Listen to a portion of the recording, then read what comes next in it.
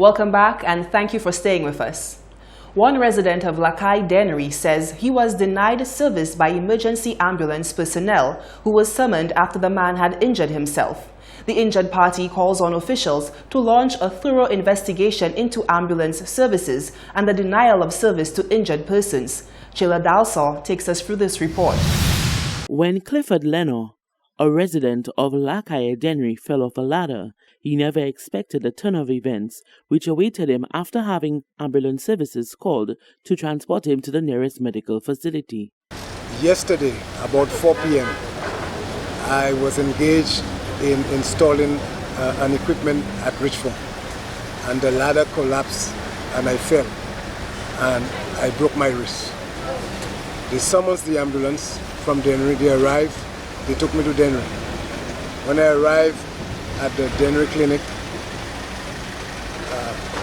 they called the doctor from his house. He came half an hour later and did an evaluation, and he determined that my wrist, I need to go to the hospital, get an x-ray.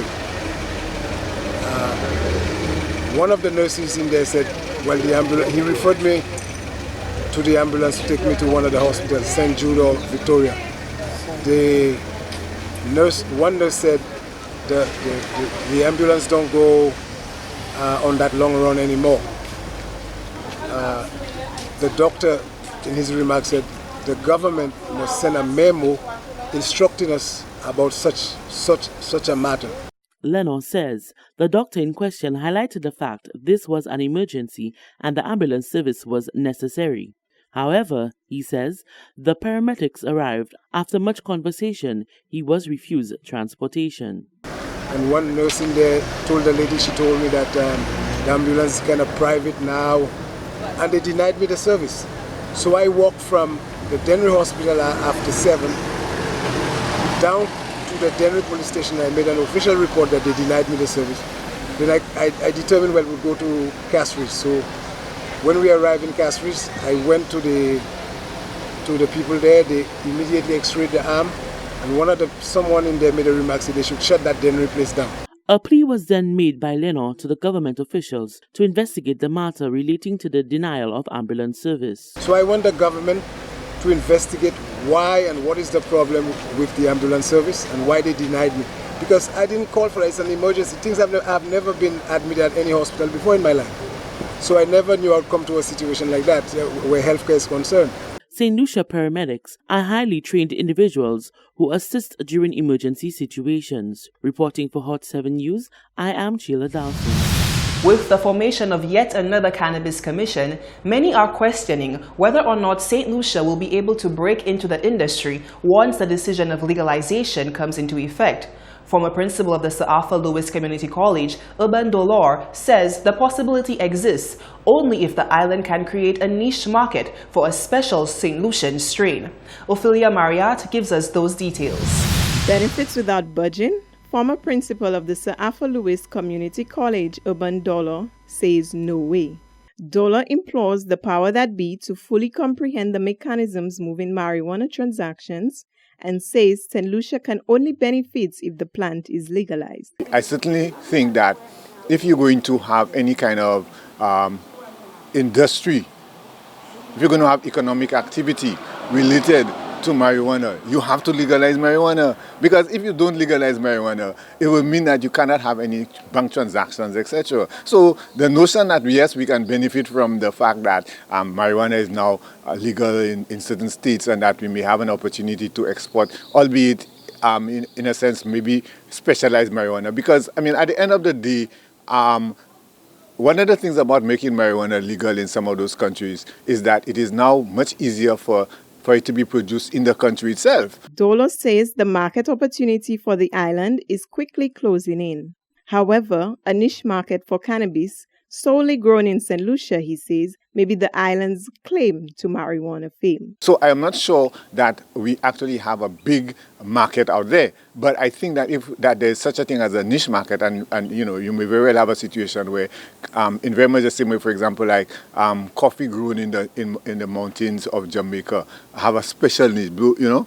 we may be able to get a special niche for our marijuana. I'm simply saying that that's a possibility. But then if we're going to do that, if we're going to even explore that, we need to, it has to be legal. Other than that, you couldn't do it. Meanwhile, cannabis law reform was discussed at the meeting of the Cabinet of Ministers on 22nd of July 2019, where discussions lent itself to a new cannabis commission to be formed to further move the process forward. Reporting for Hot 7 News, I am Ophelia Mari. In other news, contesting the seat for president of the National Youth Council is Robert Rene, current president of the South Castries Youth and Sports Council. Rene highlights some of the key factors he is looking to improve upon with the NYC if chosen to govern the organization. He says high on his agenda of causes to champion would be that of advocacy and inclusion of all people despite race, creed, gender, and sexual orientation. We want to bring a lot of advocacy. We also want to bring a lot of programs that are going to reach out to the marginalized in our society. A lot of the times when we conduct programs, our programs are geared at focusing on a certain strata of young people. But there are young people out there that really, really need the assistance from the National Youth Council. They want to identify with the National Youth Council. A lot of people don't believe that the National Youth Council has been a National Youth Council for all the young people. So we want to change that. We want to, our team is called Team Stage. And of course, the reason why we call ourselves Team Stage is because we want to ensure that we create a platform and that young people can be the ones at the central focus. Moreover, Rene would go on to throw jabs at one past initiative spearheaded by the NYC, where youth from across the island rallied together to speak on current matters. He says the frivolous activity does nothing in the way of benefiting the island's youth. A lot of the times we've spent a lot of money and then our young people really leave with nothing technically, or just some we host what some people consider talk shops where we talk a lot but nothing really nothing solid materializes from these talk shops, and sadly what I've come to realize is it makes no sense to me to spend over $60,000 bringing young people from all around the island to just come and talk. I remember one of my opponents, really highlighting one of his programs when he was the vice president, bringing young people to come and talk. When in truth and in reality, we could have done that at less, at a lesser cost to the NYC. Elections for the new board of the National Youth Council will be held on Saturday, 10th August 2019 at 8:30 a.m. to 5:30 p.m. at the Stanley John Odler Memorial Secondary School. The United States Agency for International Development, USAID, established the Community, Family and Youth Resilience CFYR program in 2017, the focus being to reduce youth involvement and exposure to crime and violence while providing viable alternatives and opportunities. Emerging from this program is a youth film-making workshop. The first was held in Ancillary last year, and the second CFYR 2-week film-making workshop was recently held in Viewfort. The resulting short film, Breaking the Cycle, was launched at a community screening. The United States Agency for International Development, Community, Family and Youth Resilience, CFYR, recently held a public screening of a short film produced by the youth of Viewfort entitled Breaking the Cycle. The overall goal is to reach out to the youth through family counseling, after-school programs, workforce training, and more. When we designed this program, which is the Youth Empowerment Services Program, we were very concerned at USAID about the levels of crime in our Caribbean countries. Too many young people not employed, too many young people taking up guns, too many communities in disarray. And we thought, how could we create communities where people want to thrive, they want to work, they could play, you could stay out after 7. And we came up with the Community, Family and Youth Resilience Program. The USAID CFYR filmmaking workshop was emerged as a promising new tool in the overall program. The philosophy behind the workshops is twofold.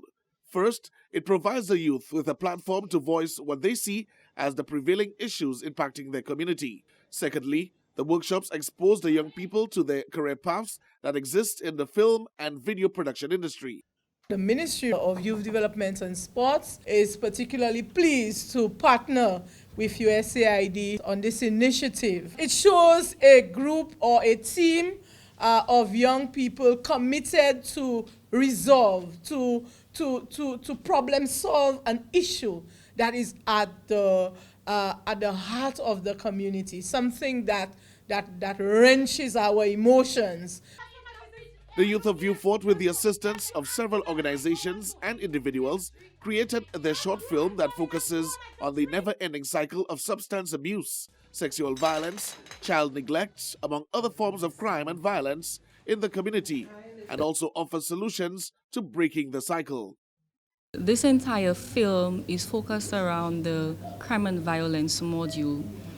In there, we were able to highlight all the social ills and to also come up with the solutions. Everybody in my office was really impressed with it, and we're thinking of what could we do with this film, because it's a good film.